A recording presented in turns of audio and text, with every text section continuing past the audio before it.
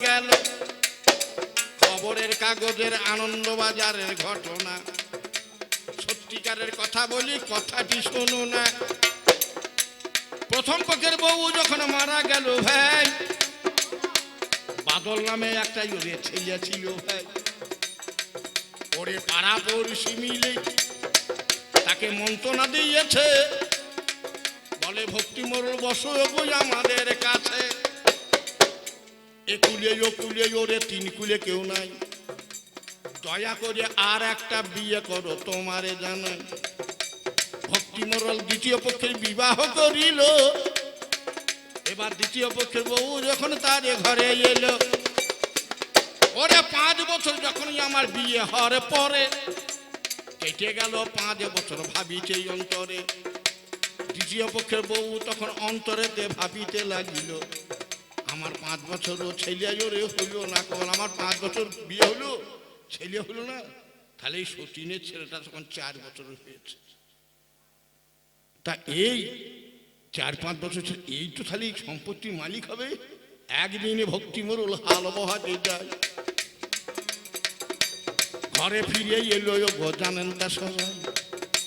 মন তার কেমন ভাই আইটাই করে, সকাল সকাল হাল ছেড়ে ফিরে এলো ঘরে, বলছো গো আমার ভিতরটা জানতাম করছে, মনে হয় কারো কোনো বিপদ হয়েছে। আর মানুষ বিপদ হলে যত দুর্দেশ থাকে সে আত্মাটা টানে বুঝতে পারে। তো কি বিপদ হয়েছে, তো কি জানি ভিতরটা কিরকম আনচান আনচান করছে। বলছে হাগো আমার সেই বাদল কই, তো যে ছেলেটা এক্ষুনি খেয়ে বাড়িতে খেলতে গেল। ভক্তি মন করতে হবে ছেলের মধ্যেই খেলতে গিয়েছে। বলছে ঠিক আছে, আমি স্নান করি, তুমি ভাত ঠিক করো, আমি ভাত খেয়ে শ্বশুর বাড়ি যাবো, ওদের কোনো বিপদ হয়েছে কেন দেখে আসবে। ভক্তি মোড়ল স্নান করেছে, ভাতের থালে হাত দিচ্ছে, তো উঠোন একটা গোখুরো সাপ চলছে, খড়ির সাপ। তখন ভক্তি মোড়ল বলছে দাঁড়াও, আমি এখন ভাতে হাত দিইনি, তুমি ভাতটা দেখো তো, আমি সাপটুকু মারি, ছেলে পিলের ঘর, সাপকে রেখে দেওয়া উচিত নয়। সে কাঠা পর্যন্ত যাকে বলে খোঁচা, সেই খোঁচা নিয়ে ভক্তি মোড়ল ওরে সাপ মারিতে গেল। আমার ছুটতে ছুটতে সাপ তখন খামার বাড়ি গেল। ঘরের গাদাতে ওরে সাপ ঢুকে যায়। ভক্তি মোড়ল ভাবলো ওরে একে রাখা উচিত নয়, ওরে পোয়ালের গাদাতে ওরে খোঁচা মেরে দিল। ওরে নরম নরম চামড়ায় ওরে বিঁধে ওরে গেল, যেই মেরেছে নরম চামড়ায় বিঁধে গিয়েছে। তখন বলছো সর্বনাশ, সাপ মেরে দিয়েছি। আস্তে আস্তে খোঁচাখানা তুলছে যখন ভাই, ছেলের ওরে মুন্ডখানা দেখিবারে পাই। দ্বিতীয় পক্ষের নারী আমার সেই আগেকার বকের ছেলেকে টুকরো টুকরো করে গো কেটেছে। ওরে খড়ের গাদারে ভিতর ভরিয়েতে দিয়েছে। সত্যি করিয়ে বলুন মা গো, বলুন মা জননী, এই মেয়েকে ভালোবাসতে পারবো কি আর আমি। ভিতরখানা জ্বলিয়ে গেল প্রজ্বলিত চিতা। ওরে কে বুঝবে আমার ওরে এই মনেরই কথা। সত্যিকারের মা, আমার ছেলেটিকে এই মেয়েটি হত্যা করেছে সম্পত্তির লোভে। তাহলে চিন্তা করুন, আমি আপনাদেরকে বলছি মেয়েদিকে কেউ যেন বিশ্বাস করো না, মেয়েরা সব করতে পারে। গুরুর কাছে গেলাম, গুরু বলছে আরে মেয়া জব্দ করে ওষুধ জানি না। আমার না তো। বলছে শোন, যত বেটা ছেলে আছেন মেয়া জব্দ করে ওষুধ শুনুন, মা রাগ করেন না। ছাগল কা পাত, গরু কা ভাত, ঘোড়া কা হাত। ছাগলকে যত পাতা দেবেন ছাগল তত ভালো থাকবে। গরুকে দুমুঠো করে গরম ভাত দেবেন, গরু হৃষ্টপুষ্ট থাকবে, গায়ে দুধ দেবে। ছাগল কা পাত, গরু কা ভাত। আর ঘোড়াকে হাত, ঘোড়াকে খেতে দেন আর না দেন, দুবেলা যদি পিঠে হাত দেন ঘোড়া আপনার বসা থাকবে। মহাজন বলছে ছাগল কা পাত, গরু কা ভাত, ঘোড়া কা হাত। আর এইসব বেঈমান নারীকে সকাল আর সাজে যদি দিতে পারো এই আপনার বসে থাকিয়ে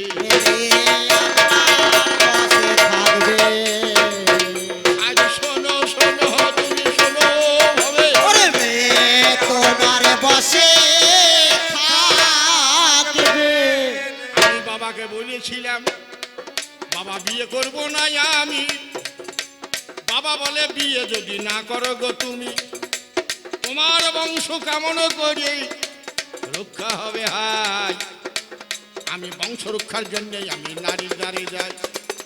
মানুষ বিয়ে করে কিসের জন্য? সত্যিকার বলুন। মহাজন বলছে পুত্রার্থ ক্রিয়তেই ভাইয়া, সন্তান উৎপাদনের জন্যেই, পুত নামে নরক থেকে উদ্ধার পাবার জন্যেই, বেটা মুখে আগুন দেবে তাই পুত্র লাভের জন্যেই, সন্তানের জন্য আমরা বিয়ে করি। আমি জিজ্ঞাসা করেছিলাম নারী, আমি তোমাকে সব দিয়েছি, তুমি আমাকে কি দিয়েছো? নারী এমন জিনিস আমাকে দিয়েছে, সে জিনিসটা আমি মায়ের কাছেও পাবো না, বোনের কাছেও পাবো না। কি বলুন তো? সন্তান। আমি এইটাই উত্তরটা চেয়েছিলাম।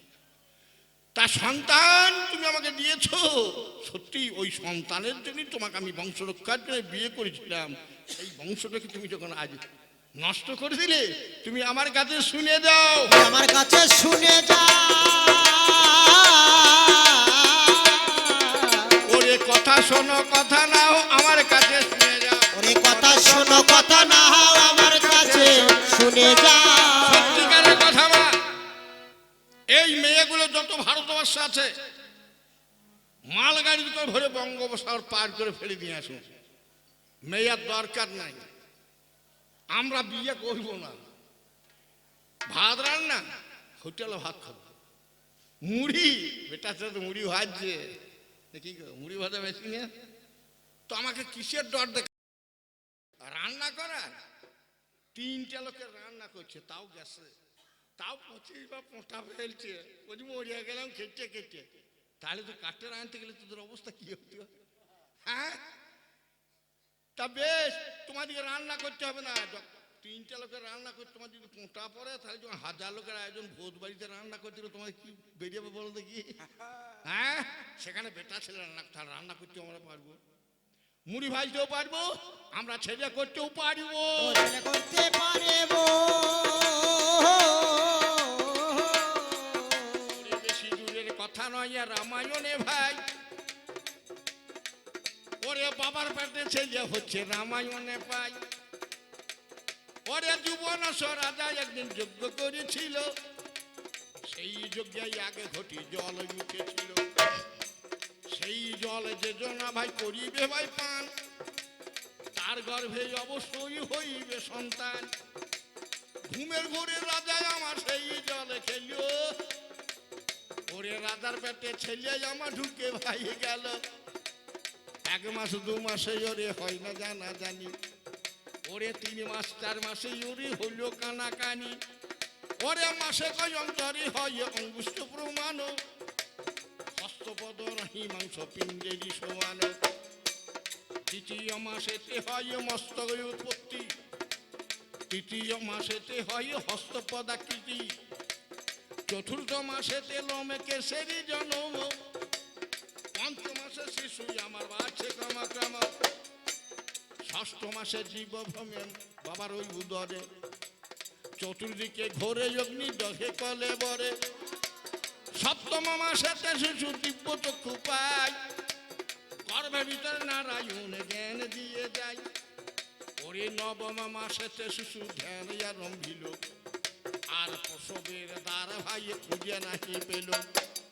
ওরে পেট চিরে ছেলে হলো বেটা ছেলে ভাই, ওরে মানধাত্তা তার নাম রামায়ণে পাই। আজ শোনো শোনো পাল্লাদারে শোনো আমার চাই, মানধাত্তা যুবনাশ্য রাজার পেটে জন্ম হলো ভাই। ওরে পারো যদি বলিয়ে দাও মানধাত্তার মাতা কোন জনা, মানধাত্তার মা ছিল না সবাই আছে জানা। ওরে ছেলের যখন জন্ম হলো মা ছিল না ঘরে, ওরে বাবা সেদিন ছিল ভাই অযোধ্যা নগরে। বাল্মীকি তপবনে সীতা দেবী গর্ভবতী অবস্থাতে গেল, লব নামে একটা ছেলে প্রসব করিল। বনের মধ্যেতেই আমার বাল্মীকি বসিয়াতে ধ্যানে, পরে সীতা বলে বাবা তুমি শোনো যোগ কানে। সেটা বলছে বাবা লব এইখানে থাকলো, তুমি দেখো আমি সরোবরে জল নিয়ে আসি। কিছু দূর গেল, ফিরে দেখছি বাল্মীকি ধ্যানস্থ হয়ে আছে। আস্তে আস্তে ছেলেটিকে কোলে নিয়ে আর কাকে কলসি নিয়ে জল আনিতে যায়। আমার মুনির যখন অকস্মাতে ধ্যান ভেঙে যায়, ওরে ধ্যান ভেঙে মুনি যখন সামনেতে তাকাল খুলে গান শুনে আমি 20 টাকা উপহার দিলাম। বাহ, দেবে তো, বাপু বেটা দেশে দেবে। এইবার আমার কাছে শুনিয়ে দেন, ওরে সেই দিনেরও কথা, সত্যিকারের কথা বলি শুনে যেন পেইও না কো ব্যথা। আমার অমনি তখন বাল্মীকি মুনির যখন ধ্যান ভেঙে গেল, সীতার কথা তখনই আমার মনেতে পড়ল। এইখানে সীতা লবকে রেখে গিয়েছিল। সীতা জল আনতে গেল, তার বাঘ ভালুকের বোন লবকে কি মেরে দিলে খেয়ে নিয়ে চলে গেল। তাহলে জনম দুঃখিনী সীতা প্রাণে মরিয়ে যাবে। বাল্মীকি মনে তখন কি করিবে মনে দেখে ভেবে, হাতে ছিল কুশি ভাই, কুশি দিয়ে ছেলে তৈরি করিল। ইচ্ছ অবসরে আমার সীতা দেবের সীতা দেবী। বাল্মীকি মুনি বলছে লব তোর কাছে? তো হ্যাঁ, আমি হয়তো লবের মতো একটু ছেলে করে দিয়েছি। তাই বাবা দুটো হয় থাক আমায়। তাই ছেলে যখন জন্ম হলো, মা ছিল না ঘরে, বাবা সেদিন ছিল ভাই অযোধ্যা নগরে। ওরে কুশের জন্ম হইল রে, কিসে জন্ম হলো রে?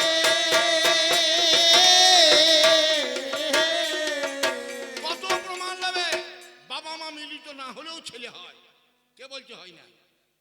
মা মনসার স্বামী আমার জরৎকার মনি, সত্যিকারের কথা যোগ শুনিয়ে যাবেন জ্ঞানী। একদিনে জরৎকার মুনির কোলে মাথা, মনসার কোলে মাথা রেখে জরৎকার মনি ঘুমিয়েছিল। সত্যি কথাই আমি ভালো জানি। আকাশের সূর্য তখন পশ্চিমেতে যায়, আমার বিবাহ বসু অস্ত চলে শুনিবেন সবাই। দেখছে সন্ধ্যা লেগে গেল, তুই সন্ধ্যাকারী ব্রাহ্মণ, সন্ধ্যা নিক করবি? স্বামী তো কি হলো? বলছে সন্ধ্যা দিয়ে চলে যায়। বলছে ওই তো সূর্য। অবাক। তখন বলছি তুমি আমাকে কাঁচা ঘুমে ঘুম ভাঙালে কেন? বলছি সন্ধ্যা চলে গিয়েছিল। এখন তো বেলা আছে। তখন বলছি আমি আর তোমার কাছে থাকবো না। হ্যাঁ, তোমাকে পরিত্যাগে করিয়ে আমি চলিয়ে যাবো। জরৎকার মুনি তখন বলি যেতে, তাই বলছি তোমার কাছে আর থাকবো না। কেন? কাঁচা ঘুমে ঘুম ভাঙালে অবিধু বদনী। কাঁচা ঘুম ভাঙালে অভিবদনী, ওরে কাঁচা ঘুমে ঘুম ভাঙালে অভিবদনী। মা মনসা জরৎকারুর পায়ে ধরে বলছে, স্বামী গো, নারীর সম্মান, নারীর মাতৃত্ব বজায় রেখে আমাকে একটি ছেলে দাও। কিন্তু মুনি বলছে তোমার কাছে আমি আর থাকবো না, তোমার কাছে যাব না, তোমার দ্বার আর ছোবো না, তুমি আমাকে সন্তান দাও। মনসা পেট খুলে দিল, আর জরৎকার মুনি আস্তে আস্তে পেটের মধ্যে হাত বুলিয়ে দিল। তাহাতে ওরে ভাই ছেলে নাকি হলো। ওরে আস্তে আস্তে হাত বুলিয়ে দিয়েছিল বলে ওরে আস্তিক মুনি নাম সকলেতে বরে মনসার পুত্র ওরে আস্তিক মুনি বলো। ওরে আস্তে আস্তে ওরে ভাই হাত বুলিয়েছিল, তুমি ছেলে দেখে যাও হে, ছেলে দেখে যাও হে।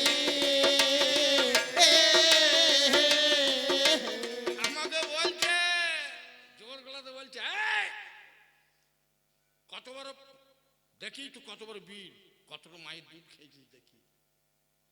সত্যিকার মা রাগ করিয়েন না। তোর মা যখন বাবার ঘরে কুমার অবস্থায় ছিল তখন ক কেজি দুধ দিত রে? ক কেজি দুধ দিত?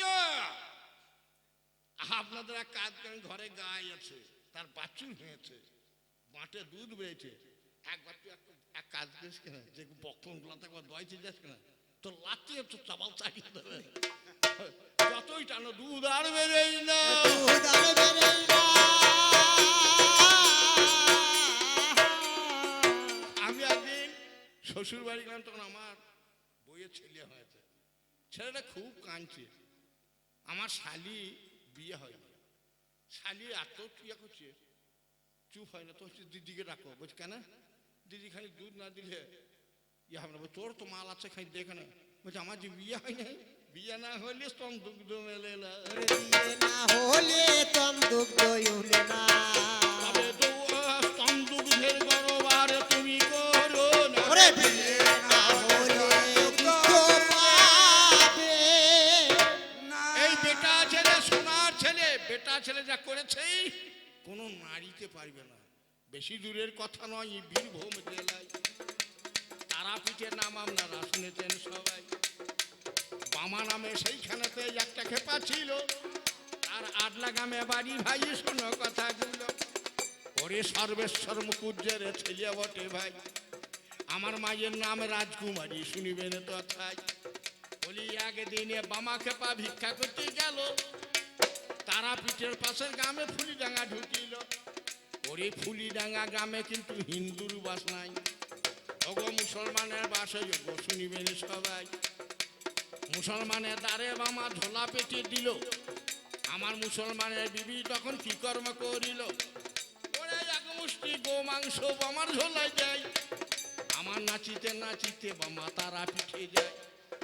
ওরে দূরে থেকে পান্ডার গণ নয়নে হেরিল, ওরে বামা খেপা কোনখানেতে গো মাংস আনিল।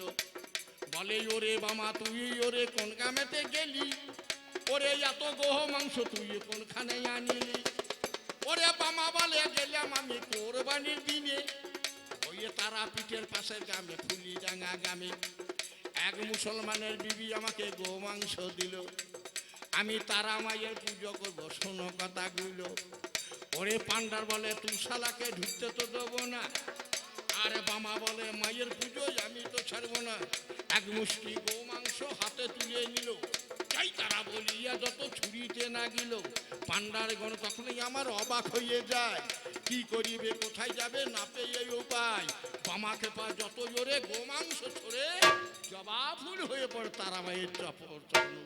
দেখ রে কত পুরুষের মহিমা, জাগিরে কত পুরুষের মহিমা। বামা খেপা গো মাংস ছুঁড়ে তারাপীঠে জবা ফুল তৈরি করেছিল। তুই কেমন বাপের বিটি দেখি, আপনার গায়ে পোল্ট্রি আছে, পোল্ট্রির মুরগি একটা এসে দেন, তোকে ওখানে যেতে নেই, এখানে কালিকা আছে, তো একটা আকন্দ ফুল তৈরি কর, তো দেখবো কেমন তুই বাপের বিটি। দেব কেমন তুই বাপের বেটি। সত্যি কথা আমি বলছি খাঁটি। ওরে দেব কেমন তুই বাপের বেটি। এই, নারী তোমাকে যে বলেছিলাম 7টা বেটা ছেলে নিয়ে আসছে, 7টা বেটা ছেলের নাম কি? আর বিয়ের সময় 7 পাক ঘরে, কার কার ঘরে পাক ঘরে পেয়েছেন জবাব? বলছে আমার তো উত্তর সব হয়ে গেল, তোমার একটা প্রশ্নের জবাব হয়নি। তুমি জেনে যাও শুনে যাও, ওরে জেনে যাও শুনে ওরে যাও। সাথে পুরুষের পাক ঘরে ভাই। কি জেনে যাও শুনে যাও। তুমি সাথে পুরুষের পাক ঘরে রে ভাই জেনে যাও শুনে যাও। বিয়ের সময় 7টা পুরুষের নাম করতে হয়। হ্যাঁ, বিয়ের সময় 7 পাক ঘুরতে হয়। বাবার কুলে 1 পাক, মায়ের কুলে 1 পাক, গুরুর কুলে 1 পাক, শিক্ষা গুরুর কুলে 1 পাক, দীক্ষা গুরুর কুলে 1 পাক। 7 পুরুষের ঘর ঘুরি ঘুরি এসে স্বামীর ঘরে আসে রে। স্বামীর ঘরে আসে রে। ওরে সত্যি কথা বলি তোমাকে, স্বামীর ঘরে আসে। এই সত্যি কথা বলি তোমার স্বামীর ঘরে আসে রে। তোমার কাছে শুনে যাও তোরে হয় ধীরে না দারা না দারা না না। হলো আমার ঠাই। আরে ও ধীরে না দারা না দারা না ধীরে না। সত্যি কথা বলি গো, ধীরে না দারা না দারা না না। আর আমাকে বলছে নারী, বলছে তুমি আমাকে ভালোবাসো না। কে বলছে ভালোবাসি না? সত্যিকারের কথা বললে বিশ্বাস করবেন না মা, আপনারা যেন কেউ বললেন না। এই আমার বইয়ের মন পাবার জন্য আমি ওর পায়ে পর্যন্ত ঝরিয়েছি, তবু মন পাইনি। আমি এই আমার বইয়ের পা ধর জল খেয়েছি, কাউকে যেন বলে দিয়েন না, তবু আমার বইয়ের মন পাইনি। আমি আমার মাকে প্রণাম করা বাদ দিয়ে আমার বউকে প্রণাম করেছি, তবু ওর মন আমি পেলাম না। ওরে মোহন আমি পেলাম না।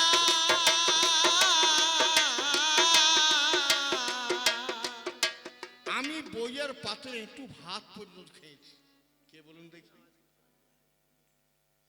পদ্মাবতীর পাতে জয়দেব বইয়ের একটু খেয়েছে, তবুও পদ্মাবতীর মন পায়নি। আপনারা জানেন দ্বিজ চণ্ডীদাস নানুর গ্রামে তার বাড়ি, ধোবার মেয়ের পা ধর জল খেয়েছে, তবু মেয়ের মন পায়নি। ঠাকুর রামকৃষ্ণ সারদা আমাকে প্রণাম করেছে, তবু মেয়ের মনে পেলাম না। ওরে মেয়ের মনে পেলাম না। আজ করো তুমি ভাবনা, মেয়ের মনে পেলাম না। ওরে করো তুমি ভাবনা, মেয়ের মন পেলাম না। আর আমি আমার স্ত্রীকে কত ভালোবাসি জানো? দক্ষালয়ে সতী যেদিন, দক্ষালয়ে সতী যেদিন দেহ গইল পাত, শুনে আয়ুন মাদে আমার ত্যাগী ভোলানাথ। সতীর দেহ ওরে ভাই কাঁধে করে নিল, আমার ব্রহ্মাণ্ড পৃথিবী আমার ঘুরিতে না গেল। ওরে নারায়ণ সুদর্শন চক্র ছেড়ে দিল, সতীর অঙ্গ ভাই কাটিতে না গেল। যেখানে দেই অঙ্গ খসে পড়ে ভাই, ওরে সেটা হলো পীঠস্থান, জানে তা সবাই। ওরে 51টা খণ্ড করে, 51টা জায়গায় পড়ে, ওরে 51টা পীঠস্থানে হলো। মহাদেবের তখনই আমার কি করিবে বলো? ওরে ঘাড়ে দাঁড়ে ওরে ভাই সতী তো নাই, অমনি তখন মহাদেবের লিঙ্গ বেরিয়ে যায়। ওরে অমনি তখন চক্র ছেড়ে লিঙ্গ কাটতে লাগলো। ওরে 51 পিঠেই আমার 51ই লিঙ্গ দিল। হ্যাঁ, কারণ ওই 51 পিঠে সতী আছে, তাই 51টা লিঙ্গ তৈরি করি দিলে। সত্যিকারের কথা মা, বেটা ছেলের দাম কত? এই তো সামনে ফাল্গুন মাসে শিব চতুর্দশী, কত মেয়ে ছেলেতে শিবের পুজো করতে যায়, যাই না?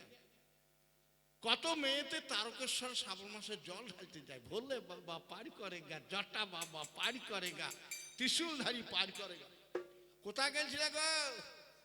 তো বলছে বাবার মাথায় জল ঢালতে গিয়েছিলাম। সত্যিকারের মা, বাবার মাথা আছে, শিবের মাথাও নাই, হাত নাই, পাও নাই, শিবলিঙ্গে জল ঢালতে যায়, দিয়ে ছেনা মাখন যা আছে সেই লিঙ্গে দেয়, দিয়ে সেই জলটা বেরিয়ে চলে আসে। মেয়াগুলা এই মেয়াগুলা নিয়ে শুরু করে সেই শিবের লিঙ্গ জল খায়। তুই এক কাজ কর, তোর যখন আমি তোর স্বামী, তাহলে বুঝতে পারছি লিঙ্গের কত দাম। লিঙ্গ জল খাগা, হ্যাঁ? তাহলে বেটা ছেলে যদি নামতলার এমনি গুণ হয়, ওপর তলার কেমন গুণ একটু ভেবে দেখ রে।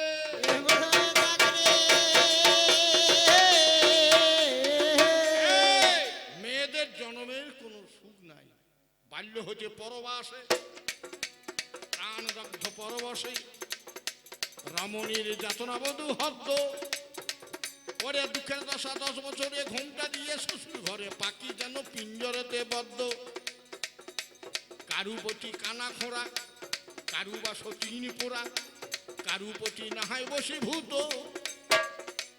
কারুপতি অন্ন হুড়ো, কোন যুবতীর প্রতি বুড়ো মনা গুণে মন পড়ে তার কত। কেউ বিধবা হলে বাল্য দশায়, ছাই পড়ে তার সুখের আশায়। রমণ বিনে ঘরে বাস, মাসে 2 উপবাস। বিধবা মেয়েদিকে জিজ্ঞেস করুন, আমাবস্যা পূর্ণিমায় ভাত খেতে পাবে না, বেটা ছেলে কোনো মারা নাই, মাসে 2 উপবাস। নারীর কপালে এই তো সুখ, এই নারীকে ভগবান পর্যন্ত পারে না দেখতেই। পুরুষের পিতা থাকতে মায়ের পিণ্ড গয়াই দিতে দিল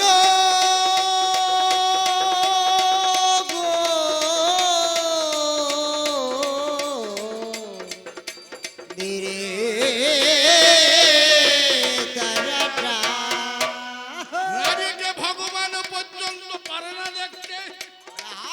পুরুষের পিতা থাকতে মায়ের পিণ্ড গাইয়ে দিতে নাই। নারীর মান্য আছে কোথায়, পরশুরাম বাপের কথায়, মায়ের মুন্ড কেটেছে কানাই। পরশুরাম বাবার কথা শুনে মায়ের মাথা কুঠার করে কেটে দিয়েছিল। মেয়েদের মান আছে, ভগবান পর্যন্ত নারীর দিকে দেখতে পারে না। মনে করুন আপনার মা মারা গিয়েছে, আগে বাবা জীবিত আছে, আপনি যদি গয়া যান, মায়ের পিণ্ড গয়াই হবে না। ধীরে না দারা না দারা না না দিনে পর্যন্ত বাবা না মরিবে রে। ও ধীরে না দারা না দারা না দারা কারু যদি মা মরে গিয়েছে, আগে বাবা বেঁচে আছে, গয়া গেলেও আপনি মায়ের পিণ্ড দিতে পাবেন না, মহা অপরাধ। যতদিন পর্যন্ত বাবা বেঁচে থাকবে ততদিন গয়া তার হবে না। দয়াদারে হবে না। একেই বলে কবিগান। কবিগানের মধ্যে হাসির ছলে যদি জ্ঞান পাওয়া যায় তবে কবিগান শোনা সার্থক, কবে কবিগানের টাকা দাও সার্থক, নচেত তোমার বিটা হবে অবদান। দেখা হবে অবদান। আমাকে বলছে কি ওর বয়স হচ্ছে 18 বছর আর আমার বয়স হচ্ছে 90 বছর।